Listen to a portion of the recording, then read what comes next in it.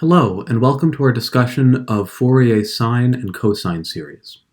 So by now, we know all about Fourier series on an interval like minus p to p, a symmetric interval centered at the origin. And why are we working on minus p to p? Well, it's largely easy being a relative term and somewhat of an opinionated one. The notation becomes pretty nice when we only have really one number p to worry about because the lower bound is just minus p, the reflection of the upper bound of the interval. And we could do Fourier series on any interval a to b that's closed and bounded with a and b finite. And I did walk you through that in a practice problem last week, and you saw that if we know how to do Fourier series on the interval minus p to p, then we can translate that knowledge over to the interval a to b.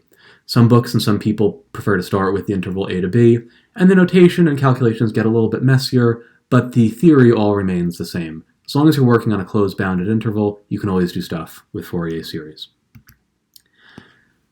But neither of these intervals really look like what we started with. The original heat equation problem we did had us work on a half interval of the form 0 to p. And that heat equation problem launched us on this discussion of how do we write functions as series of sines or cosines or complex exponentials. And what was important there was that we worked on the interval 0 to p. And this interval is not what we've been studying. It's not an interval like minus p to p. So we could do Fourier series on 0 to p just like we do them on the interval a to b, but that's only half the story. We wanted something else in that original heat equation problem. We wanted to represent our initial temperature distribution as a series of only sines on the interval 0 to p. And if we do general Fourier series on the interval 0 to p following this interval a to b method that I gave you in the exercises, we would get sines and cosines in the series. You might also reasonably ask for representing a function just as a series of cosines. And there are some exercises on toy heat equation problems that suggest that that's a natural representation to take too. So how can we do this? How can we get a trig series representation on an interval of the form 0 to p with only sines or with only cosines? Fourier series, as we know them, force us to use both sines and cosines, either in the real series or in the complex exponential series. Well, let's work backwards, as we're wont to do. Suppose that we could write a function f from 0 to p into the complex plane as a series of cosines. That means we can write f of x as the sum from k equals 0 to infinity of some constants ak times cosine of k pi x over p. We'll call this representation star. What does this tell us about f? What could this tell us about the coefficients ak?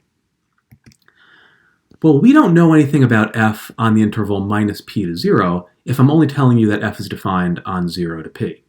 Who knows if there's any natural way to extend f to the interval minus p to 0 or how f should behave there. I'm only telling you data about f on the interval 0 to p.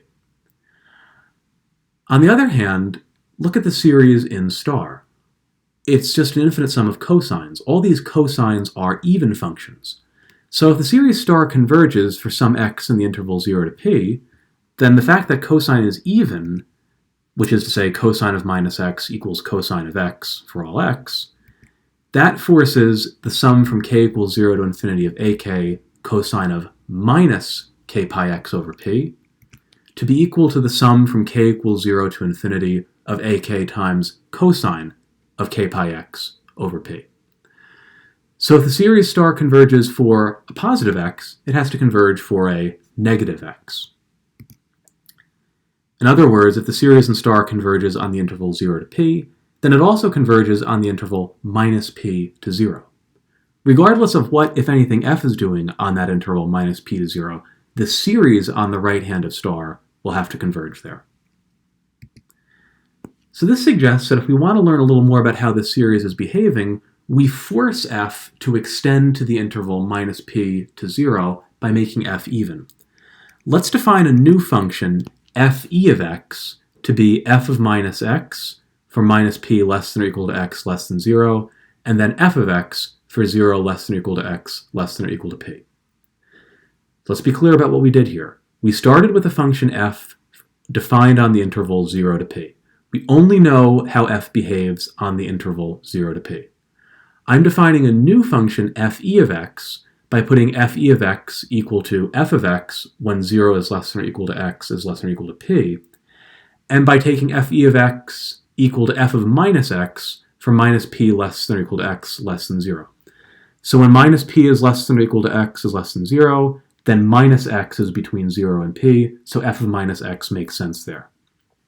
And you can also check and see pretty clearly that fe of x is indeed an even function. Now we're in a position to consider the Fourier series of this new function fe. So fe is defined on the interval minus p to p, so I could talk about its Fourier series there. We need an auxiliary fact about integrals to help us calculate this Fourier series. If I have a function g from minus p to p that's even, then the integral from minus p to p of g of x is 2 times the integral from 0 to p of g of x. And this is a straightforward u substitution, and you'll get to do it in the exercises if you haven't done it already. So what does this tell us? The ak Fourier coefficient for fe, ak on fe, is 1 over p times the integral from minus p to p of fe of x times cosine of k pi x over p. Fe is an even function, cosine is an even function. So the product of two even functions is even. That means this integral from minus p to p is really equal to 2 over p times the integral from 0 to p fe of x cosine of k pi x over p. But now on this interval 0 to p, what is fe? On this interval 0 to p, fe agrees with f. So this integral turns out to be 2 over p times the integral from 0 to p of just f of x cosine of k pi x over p. And I'm going to call that big AK on f. So I was able to calculate the little ak Fourier coefficient on fe solely in terms of an integral involving our original function f. And now we're going to do the bk coefficient. We need another result. If I have a function h from minus p to p that is odd, then the integral from minus p to p of h is equal to 0. And again, this follows from some basic integral properties and a u substitution. So this tells me that the little bk Fourier coefficient for fe, which is 1 over p times the integral from minus p to p of fe of x sine of k pi x over p, well, I look at my integrand. Fe is an even function. Sine is an odd function. So even times odd is odd. This integrand is odd. And so the integral over the symmetric interval minus p to p is equal to 0. So what have I learned? My Fourier series for fe of x is, of course, from its definition, little a0 fe over 2, plus the sum from k equals 1 to infinity, little ak fe cosine of k pi x over p, plus little bk fe sine of k pi x over p. But now I know what all these little ak and bk coefficients are. This is equal to big A0 of my original function f over 2, plus the sum from k equals 1 to infinity, big AK of f cosine of k pi x over p. So two nice things happen with this Fourier series for fe. First, I'm able to write it as a series only involving cosines. Second, all the coefficients in this series can be computed solely in terms of my original function f. I'm going to call this series the Fourier cosine series for f and write it as FCS of f at x. And of course, this is a formal series.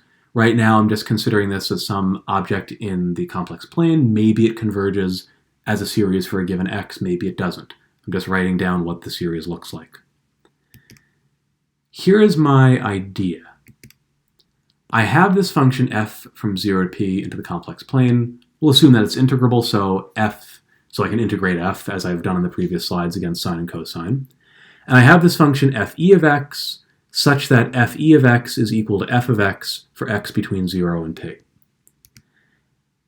This means then that fe is integrable, and so I can cook up its Fourier series. I know what the Fourier series fs of fe is, and maybe, if everything works out well, the Fourier series of fe is a good representation of the function fe on the interval minus p to p. If so, then because I know that fe of x is equal to f of x on the interval 0 to p, the Fourier series for fe should be a good representation of f on the half interval 0 to p. But the Fourier series for fe is just this Fourier cosine series of f, which I've now determined with its coefficients wholly defined by f, not even worrying about fe. Moral of the story, this Fourier cosine series of f could be a good representation of f on the interval 0 to p, and it only involves cosines, which is what I'm after, representing f by a series of cosines on the interval 0 to p. Now let's switch gears and think about how can I represent a function f from 0 to p into the complex plane with only sines. How could I write a function in the form f of x equals the sum from k equals 1 to infinity of coefficients bk times sine of k pi x over p? And as usual, when I'm thinking about the series with sines, I'm starting my series at k equals 1. If I do it at k equals 0, sine of 0 is 0, nothing happens. Well, if this series in double star converges for an x between 0 and p, it also has to converge for x between minus p and 0. And this is because the sum from k equals 1 to infinity of bk sine of minus k pi x over p is minus sum k equals 1 to infinity bk sine of k pi x over p, because the sign is odd. So if I know that the series converges on the interval 0 to p, it has to converge on the interval minus p to 0. So this suggests that I should be able to extend f to an odd function on minus p to p. And here I'm going to define a new function fo of x, f odd of x, to be one of three things. It'll be minus f of minus x for x between minus p and 0, not including 0. It will be 0 for x equals 0, and it will be f of x for x greater than 0 and less than or equal to p. And I claim this function fo of x is odd, and that's something you can check with a quick calculation. Clearly fo of x equals f of x on the interval 0 to p, not including 0. And why did I specify fo of x at 0 has to be 0? Because it turns out that if you have an odd function from the interval minus p to p into the complex plane, call that function h, then h of 0 has to be equal to 0. So if I want to extend my function f to be odd on the full interval minus p to p, I'm going to have to force this extension to be 0 at x equals 0, regardless of what f of 0 originally was. This is kind of weird, and something we'll return to later. So now I want to calculate the Fourier series of fo and see what happens, because that seemed to work when I was dealing with the cosines. So little a k on fo is the integral of minus p to p, fo of x cosine of k pi x over p, whole thing times 1 over p, excuse me. I look at my integrand. Fo is odd, cosine is even. Odd times even is odd. I have an odd integrand on the symmetric interval minus p to p. This is equal to 0. And then I calculate my little bk coefficient of fo. That's 1 over p, integral minus p to p, fo of x, sine of k pi x over p. I look again at my integrand. Fo is odd, sine is odd. Odd times odd is even. So I have an even integrand over the symmetric interval minus p to p. This becomes 2 over p times the integral from 0 to p, fo of x, sine of k pi x over p. Now let's look at fo. We know that fo of x is equal to f of x if x is strictly greater than 0 and less than or equal to p. In other words, fo agrees with f at all points of the interval 0 to p except 0. Integration results from calculus tell us that I can now replace fo with f in the integral and get 2 over p, integral 0 to p, f of x, sine of k pi x over p. Changing the value of a function at one point does not change that function's integral. And so bk on fo is 2 over p, integral 0 to p, f of x, sine of k pi x over p. All my ak's are 0, and my bk coefficients I've been able to express in terms of my original function f without doing anything now involving fo. And I'll call this integral 2 over p times integral 0 to p f of x sine of k pi x over p, capital BK on f. And then the Fourier series for FO of x, well, that just becomes the sum from k equals 1 to infinity of little bk for FO sine of k pi x over p, which is now the sum from k equals 1 to infinity of big BK on f sine of k pi x over p, because all my little AK coefficients are equal to 0. They don't show up at all. And I'm going to call this series sum from k equals 1 to infinity, big BK on f sine of k pi x over p, the Fourier sine series for f. And I'll write that as FSS of f at x. And again, I'm considering this series as a formal series in the complex plane. I'm not asking whether or not this series converges or what it converges to. That can come later. So how does this help me with my goal of writing f as a series of sines? I expect that FO of x is equal to f of x for 0 strictly less than x less than or equal to p.